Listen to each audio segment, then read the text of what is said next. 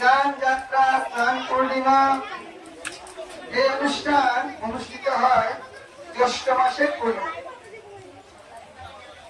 তো যেহেতু এখন আষাঢ়, কিন্তু তিথি অনুসারে এটা হচ্ছে জ্যৈষ্ঠের পূর্ণিমা।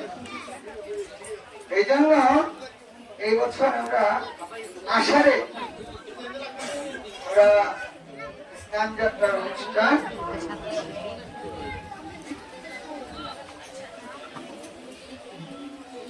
এই স্নান যাত্রা হচ্ছে ভগবানের বিশেষ কৃপা।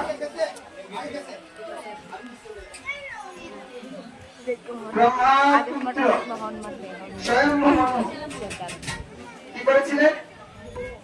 তপস্যা করেছিলেন। ব্রহ্মার আয়ুষ্কাল আপনারা এখানে চিন্তা করেছেন, অনেকে করেন, সেখানে পাবেন ব্রহ্মার আয়ুষ্কাল সম্বন্ধে। ব্রহ্মার আয়ুষ্কাল মানে ব্রহ্মার একদিনে কয়েকশো কোটি বছর আমাদের এখানে পার হয়। হ্যাঁ,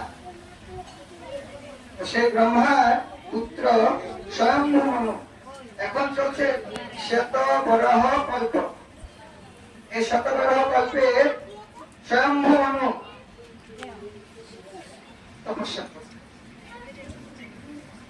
তপস্যা করে এই তপস্যার মাধ্যমে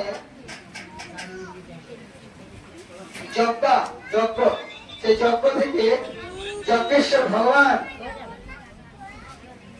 প্রকট হয়েছে।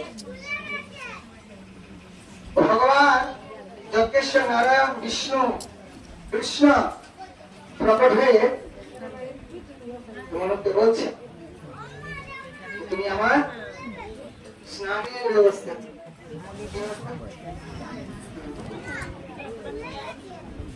এই যে